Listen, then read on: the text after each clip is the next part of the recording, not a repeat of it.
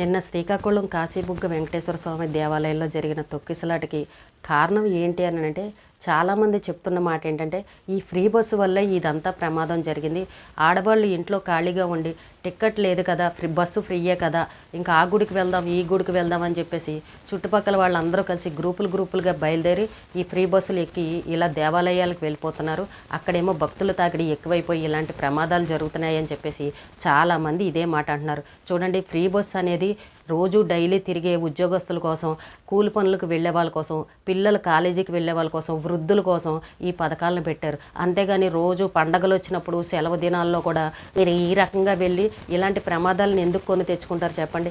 ఆడవాళ్ళు ఎక్కడికైనా వెళ్లే ముందు మీ కుటుంబాన్ని దృష్టిలో పెట్టుకోండి. ఇంట్లో ఆడవాళ్ళు లేకపోతే పరిస్థితి ఎలా ఉంటుందో మనందరికీ తెలుసు. 2 రోజులు జ్వరం వచ్చి మంచం మీద పడుకుంటేనే మన ఇల్లంతా గందరగోళంగా ఉంటుంది. చేసి పెట్టేవాళ్ళు ఉండరు. ఇలా రద్దీ ఉన్న ప్రదేశాల్లోకి వెళ్ళి మీ ప్రాణాల మీదకి తెచ్చుకోకండి. నెక్స్ట్ మళ్ళీ కార్తీక సోమవారం, కార్తీక పౌర్ణమి ఇలాంటి పర్వదినాలు వస్తున్నాయి. అందరూ జాగ్రత్తగా ఉండండి. నిన్న జరిగిన ప్రమాదంలో కూడా అందరూ ఆడవాళ్లే ఉన్నారు. ఇది మనకు ఒకళ్ళు చెప్పే విషయం కాదు, ఎవరికి వాళ్లే తెలుసుకోవాలి.